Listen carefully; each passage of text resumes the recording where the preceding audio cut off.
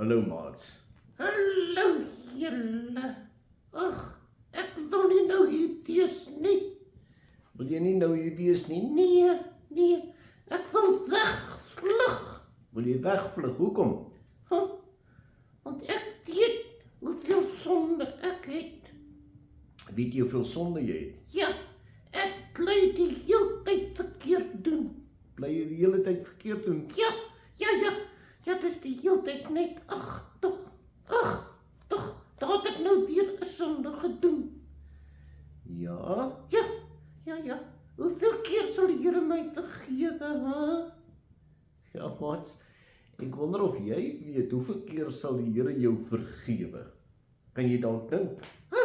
Wag, ek kan 'n sommetjie maak. Kan jy 'n sommetjie maak? Ja, iewers in die Bybel staan 70 maal 7 keer.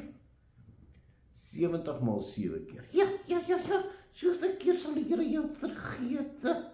Is dit regtig so? Is dit nie, hè? Nee maats. Daar staan in die Bybel, Jesus sê dis hoeveel keer ons mekaar moet vergewe. En dis nie bedoel om 'n sommetjie te maak nie. Ja, so ek moet julle baie vergewe. Ja, jy moet. Maar dis om een rede. Ja, dat is daar 'n rede.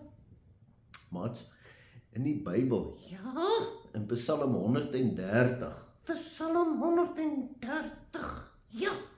ja, skryf die digter daar, hy sê, ek het soveel sonde, en ek is nou groot in die moeilikheid, ag Here, asseblief moet nie my sonde teen my hou nie. Ek hou van daai woorde, dat ek voel ook so. Ja, ons voel ook maar so. Maar hy sê op die ou end, Ja, hy sê, onthou die Here het ons lief. die Here het sy kinders baie lief, ja. Dan staan daar, hy sal ons weer en weer vergewe.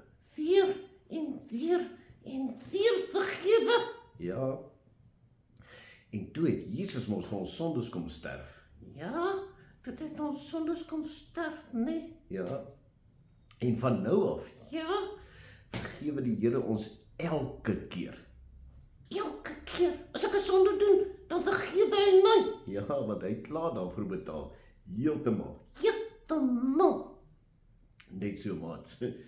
Kom ons sê vir die Here dankie. Here Jesus, dankie dat U ons weer en weer vergewe. Amen.